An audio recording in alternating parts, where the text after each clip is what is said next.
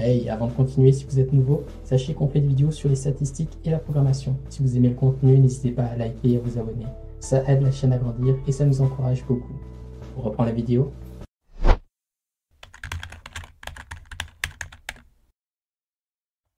Salut à tous! Dans cette vidéo, je vais vous présenter un outil que j'utilise maintenant de façon quotidienne et régulière, c'est Nushell.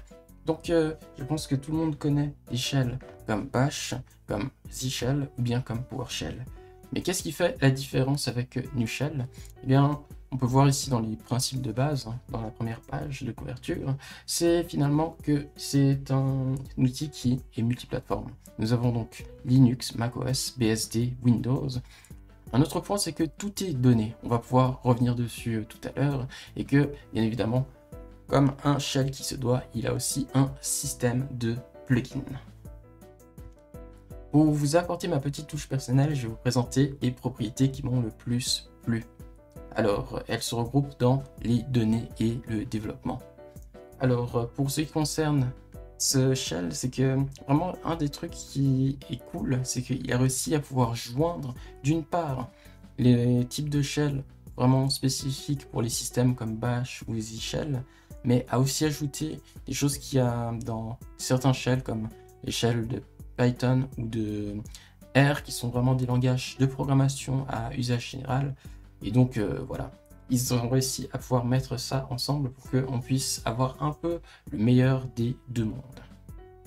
Alors je pense qu'on va pouvoir commencer avec les données. Alors sur Nushell, nous pouvons avoir plusieurs types de données. Donc si j'utilise les chiffres, ben, je peux utiliser comme par exemple 0 qui va m'afficher 0. Donc je pourrais même faire quelque chose comme 3 fois 6 et ça va me donner 18. Donc je peux directement faire des calculs avec des nombres sur Nushell, c'est permis. Je peux aussi utiliser donc, des types comme les chaînes de caractères, c'est des types connus. Donc si je fais hello ici, donc, je pense que vous l'avez vu avec l'autocomplétion. Donc nous avons hello. Je peux aussi donc faire des opérations avec comme hello world. Donc ce genre de choses est aussi possible avec Nushell. On peut manipuler aussi les booléens. Donc nous avons le boolean true et false. On peut même faire not true. Ce genre de calcul se fait tout autant.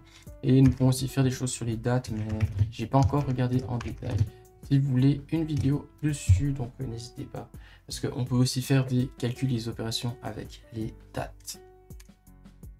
C'est donc les types de données de base. Je crois que j'en ai peut-être oublié, mais c'est vraiment ce qu'on trouve dans la plupart des langages, surtout donc des langages interprétés ou des langages donc, utilisés pour le scripting. Alors, nous avons aussi d'autres types de données, donc c'est les données plutôt de structure. Donc on peut par là créer des données un peu plus spécifiques en combinant les données de base. Donc on peut faire des listes, je peux faire une liste de nombres, 4, 2, 6, 7, je les mets au hasard. Et donc nous avons pour chaque index, qui vont de 0 à 4, donc les nombres qui sont précisés ici. Donc on pourra même voir comment extraire les éléments dedans, c'est assez simple. On peut juste ajouter le pipe, ensuite on prend un get et le numéro, comme par exemple le numéro 3 qui devrait être 6. Et donc j'obtiens la valeur 6 à partir de cette liste. On a aussi les registres. Donc ici il y a un autre exemple, je peux avoir E, 6, F et Hey. Et donc à l'index E, nous avons 6 et à l'index F, nous avons A. Donc notez aussi qu'on peut aussi mettre le E et le F entre guillemets. C'est juste que souvent, lorsque c'est un élément qui est noté sans guillemets, ça peut être compté comme un string s'il n'a pas été parsé en nombre. Et bien évidemment, l'un des éléments qui nous intéresse le plus, c'est les tables. Donc pour les personnes qui ont déjà travaillé avec des data frames, c'est extrêmement similaire. Donc si je fais comme par exemple une commande de base, ls, qui affiche les fichiers dans un système, en fait on va voir qu'il nous affiche une table avec des index numériques, mais aussi des noms de colonnes. Et à partir de là, en fait, on peut traiter ça de cette façon-là. Par exemple, je vois qu'il y a deux fichiers ici. Je voudrais peut-être uniquement filtrer les fichiers. Donc pour les personnes qui savent écrire avec... qui connaissent un peu de SQL, je pense que vous comprendrez assez vite. Et donc, comme par exemple, je vais faire where. Et donc, là, on va chercher le type. Donc, where type est égal à file. Et en exécutant, donc, on tombe sur... Hop, voilà. On tombe sur une table qui a justement filtré tous les fichiers. Donc, il n'y en avait que 2 ici. Donc, voilà à quoi ça ressemble. On peut aussi, donc, utiliser d'autres commandes. Hein. Donc, c'est, par exemple, sélection de colonnes. Hein. Ici, nous avons name et size. Donc, choisir les colonnes name et size. Et on a seulement que name et size. Donc, on peut vraiment se créer des pipelines pour pouvoir manipuler nos tables. Donc, j'ai trouvé ça vraiment puissant parce que donc ça, nous avons avec la commande ls, nous avons aussi avec la commande ps qui affiche tous les processus qui sont existants dans notre système. Nous avons aussi d'autres commandes, je crois, c'est 6 que nous avons, qui nous permet en fait d'avoir une sorte de registre qui nous donne les informations sur le système et qui peuvent être très rapidement accessibles. Donc on peut très bien faire 6 et après get CPU pour avoir tous nos CPU. Mais donc je peux aussi très bien le faire en imbriquant ça. Donc si j'imbrique une commande dans une parenthèse, elle va être évaluée avant d'être manipulée. Donc je peux très bien faire 6.cpu, c'est à peu près la même chose, j'obtiendrai aussi les CPU. Donc on peut vraiment traiter les structures de données de façon simple et efficace. Donc vraiment ça c'est le genre de truc qui m'a plu avec Nushell. Alors une chose qui m'a vraiment plu dans Nushell, ben, c'est en fait la façon dont il est capable de pouvoir comprendre et traiter les fichiers de données, donc les fichiers de données structurés.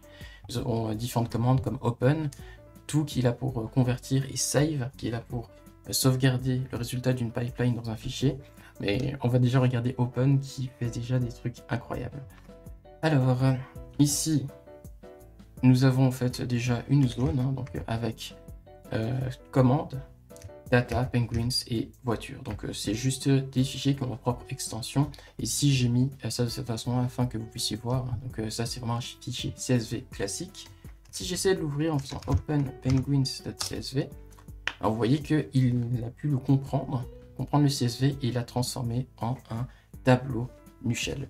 Et donc toutes les commandes qu'on utilise pour manipuler les tableaux vont pouvoir s'utiliser avec ce type de données. On peut aussi faire ça avec les autres, hein, c'est pour ça que je les ai mis là, hein, comme par exemple le data.db, qui est là principalement pour représenter les bases de données en SQLite. Il y a donc pas mal de logiciels qui sont capables de l'ouvrir, hein, comme SQLite, ou je pense qu'il y a aussi quelque chose comme SQLite Workbench, ou quelque chose comme ça. Mais ici, avec Nushell, on peut l'ouvrir de façon native. Donc si je fais juste nu, non pas nu, c'est open, ensuite je fais data.db, bon ça on va voir tout à l'heure. Ben, ici, il va en fait m'afficher toutes les tables, donc je pense que vous savez à peu près ce que représentent justement les tables dans SQLite. Ben, en fait, il va les afficher comme ça, et donc on peut voir combien de lignes ont chaque table. Donc si je fais un get facts, donc on a le tableau avec les faits. Et donc on peut traiter ça de la même façon qu'on traiterait les données. Donc les données de tabulation. Alors avec ça, nous avons aussi le commande.yaml qui nous permet de pouvoir voir les données sous la forme d'un fichier YAML. On peut ouvrir ça avec open commande YAML et on a maintenant un registre qui a tous les éléments là-dessus. Hein. Et donc si je veux juste accéder à un élément qui y a dedans, donc je peux faire juste comme par exemple get prix et je peux obtenir le prix directement dedans. Pareil aussi avec voiture JSON, donc je pense que vous avez très bien compris comment ça marche. Je peux aussi faire pareil. Une des choses cool qu'on a, c'est qu'en fait on peut aussi, comme par exemple, encadrer ça dans une parenthèse. Je sais qu'un par exemple sur sur Bash, on serait obligé d'utiliser ce $, au début, mais ici on n'en a pas besoin, donc on peut vraiment juste encapsuler, ça fait ça. Et on peut après accéder dessus comme une variable, hein. Je peux prendre comme par exemple couleur, et là j'obtiens la couleur. Donc ici c'est du blanc. Voilà, donc on peut avoir la manipulation de différents types de données. Donc, je ne les ai pas tous vus, donc que ce soit du CSV, du DB, du JSON, du YAML, du TOML. Vous pouvez voir ça dans le site officiel de Nushell. Il en traite pas mal. Donc si vous n'êtes pas sûr, vous pouvez toujours essayer un open sur le fichier et voir s'il est capable d'être converti. Donc ça, c'était pour les supports au niveau des données. Et un élément qui m'a vraiment plu dans Nushell, c'est aussi l'aspect développement. Donc j'aime beaucoup écrire des scripts, je les écris surtout en bash, mais l'un des points qui est assez intéressant là-dessus, c'est que dans bash, je rencontre très vite des limites. Donc il est très simple dans un usage directement ou en répondant du tac au tac en utilisant le terminal, mais lorsqu'il s'agit d'écrire des scripts, on se rend très vite compte de ses limites si on veut créer quelque chose de plus gros que peut-être un ou deux fichiers script, peut-être créer un plus gros projet avec des références modulaires. Ça c'est très dur de le faire avec Ubash. Et ici, Nushell a réussi ce défi. On peut le voir avec quelques éléments ici, donc j'ai pas pu énumérer toute la liste, mais je pense que c'est plutôt les éléments qui m'ont vraiment touché particulièrement. Comme par exemple les erreurs, on peut le voir si je fais comme par exemple 0 plus hey, il va me noter ça en rouge pour juste dire que finalement syntaxiquement il y a quelque chose qui ne va pas parce que bon, on peut pas additionner un nombre et une chaîne de caractères. Et si on entre, et là il va nous présenter une erreur que je trouve vraiment très bien fait. C'est peut-être quelque chose qui pourrait effrayer parce qu'il y a peut-être beaucoup de texte, mais je trouve ça vraiment bien présenté. Donc on présente le type d'erreur. Ici, il n'y a pas exactement besoin de savoir. Donc, ça, je pense, c'est surtout pour le debugging. Mais ici, nous avons en fait une précision sur l'erreur. Donc c'est une erreur de type type mismatched for operation. Donc c'est pas les bons types. Ici, il présente 0 que c'est un int. Hey, c'est un string. Et ici, donc, on dit que le plus ne supporte pas ce type de valeur. Il nous donne même une aide, donc avec un help. Il dit c'est change int or string to be the right type and try again. Donc, juste changer ça et réessayer pour voir si cela fonctionne. Donc, en termes d'erreur, Nushell nous permet vraiment de pouvoir avoir quelque chose d'assez beau et d'assez précis, donc selon le cas de figure. Alors ici j'ai mis FP pour Functional Programming, donc c'est juste dire la programmation fonctionnelle, c'est juste qui nous permettent d'avoir des commandes qui sont un peu plus développées parce que cette fois-ci elles sont liées à des éléments qui prennent des fonctions ou juste des closures. Mais donc je pense que vous avez déjà travaillé avec des éléments ou des fonctions qui sont map, tilt et reduce. Donc ici pour Nushell, ce sera quelque chose dans le même genre, mais sauf qu'à la place de map, ce sera each. Et donc nous avons ces trois éléments et je crois qu'il y en aura même d'autres qui nous permettent aussi d'accepter des closures. Je crois comme blue aussi, qui peut exécuter une closure ou une ordre de la fonction. Bon, vous pouvez imaginer ça comme une fonction ou une commande en particulier. Donc ça nous permet vraiment de pouvoir travailler de façon un peu plus fonctionnelle, je dirais, et j'aime bien travailler de cette façon-là. Et ça nous change, comme par exemple le deboucle for ou deboucle while. Aussi un autre point qui est super intéressant, c'est les fonctions et les modules. C'est que maintenant nous sommes en possibilité ou en capacité de pouvoir traiter avec les fonctions et traiter avec les modules en général. Donc pour présenter ça de façon plus présente, je vais juste faire ça. Donc je vais créer un fichier app.nu, il faut juste donner l'extension nu. Alors ici on peut faire tout ce qu'on fait dans le terminal, donc on peut faire 6 plus 7 par exemple. Donc ici j'avais déjà configuré Vim pour qu'il puisse runner ça, mais il nous affiche 13. C'est juste de faire en fait nu et ensuite app.nu. Ok. Après on a la capacité de définir des fonctions donc qui nous permettent de créer des nouvelles commandes. Si je fais comme par exemple c'est un peu comme en Python, on fait add, ça va juste être une fonction d'addition. On doit faire un encadré, on prend A et B. Et ensuite, on met les crochets ici. Ensuite, on va retourner A plus et B, comme ça. Comme vous voyez ici, il y a une sorte de représentation qui est assez intéressante. C'est toujours de la même façon comme on connaît ou comme on sait utiliser des scripts avec bash. Les variables sont souvent représentées avec des $. C'est pareil, je crois, aussi pour PowerShell. Ici, pour NuShell aussi, ils ont décidé de suivre cette même lancée. Et donc, grâce à ça, on est capable de pouvoir utiliser la commande add en mettant comme par exemple 5 et 7. Et on peut même faire ça en fait avec des chaînes de caractères, donc c'est hello et ensuite word. Si je lance, ben voilà, donc on a défini la fonction add et il nous fait le calcul, donc le plus et il concatène hello world.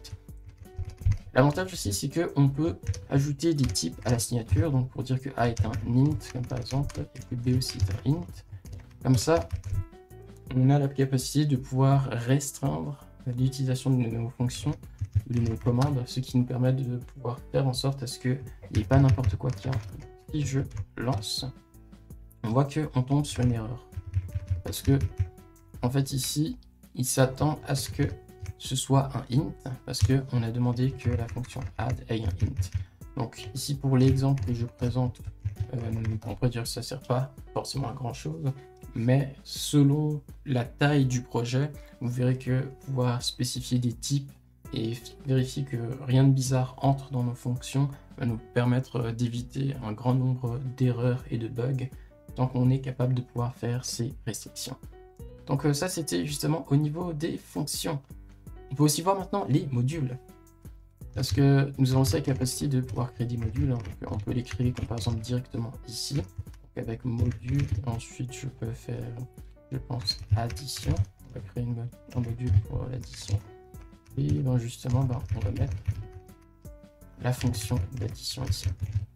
Il y a aussi une autre méthode qui serait juste de pouvoir l'écrire dans un autre fichier. Donc, ici, juste ça. Je vais juste prendre ceci et l'écrire dans un fichier que je vais appeler addition.nu. Donc en donnant ce nom, cette fois-ci addition va devenir le module, ou donc le nom du module, donc le nom du fichier sera le nom du module. Donc ça, je vais pouvoir supprimer, parce que si je regarde dans addition, donc il se trouve ici. Alors dans app.nu, il va falloir utiliser des choses, donc comme par exemple c'est use addition,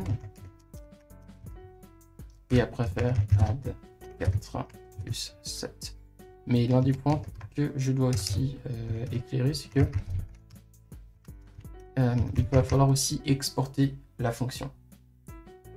Ce qu'il y a de cool, c'est qu'en fait, on peut vraiment masquer, ou les fonctions sont masquées par défaut dans le module. Donc il faut pouvoir les exporter de façon vraiment explicite pour dire que cette fonction-là peut être visible à partir de ce module. Parce que parfois, on peut juste créer des sous-fonctions qui font des trucs un petit peu spéciaux et qu'on n'a pas besoin d'importer dans le fichier qui importe. Et donc, on a juste besoin de faire ça. Donc, on va aller dans App. Et dans Addition, donc, on peut aussi préciser, comme par exemple, utiliser Addition Add. Là, donc, si nous lançons Addition. Ah oui, c'est vrai, il faut faire Addition nu. Et voilà. Donc, ici, nous avons Mishmatch, parce que j'ai mis un plus, je ne sais pas pourquoi, voilà. Donc ici, nous avons le 11 qui est présenté par là.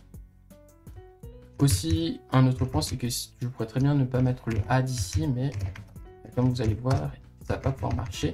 Il va nous donner un int, c'est pour dire qu'il se trouve dans le module addition. Donc on peut l'utiliser en faisant addition. Donc ça dépend de la façon dont on veut représenter le truc. Peut-être qu'on a plusieurs fois le même nom de fonction, mais selon un module différent, donc ça peut être un avantage d'utiliser ce type de notation.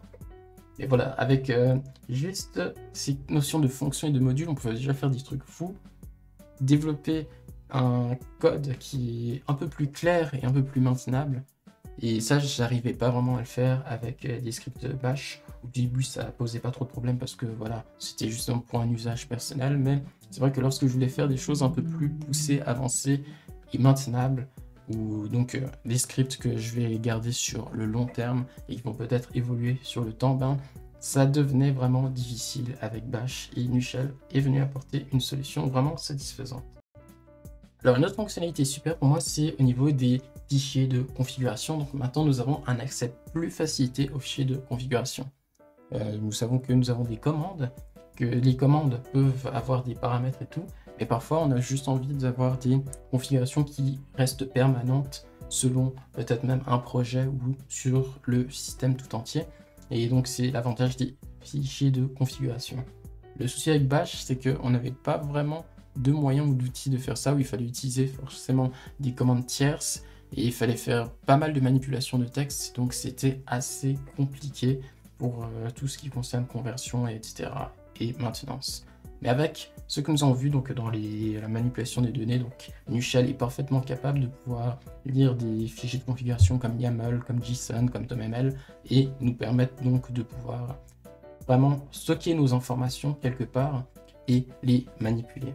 Je fais comme par exemple j'ai créé un module, bon pas forcément un module mais plutôt une commande qui s'appelle ppm au PowerPoint Manager. Donc je peux créer le PowerPoint, donc parce qu'ici pour l'instant on a juste ça, les éléments précédents.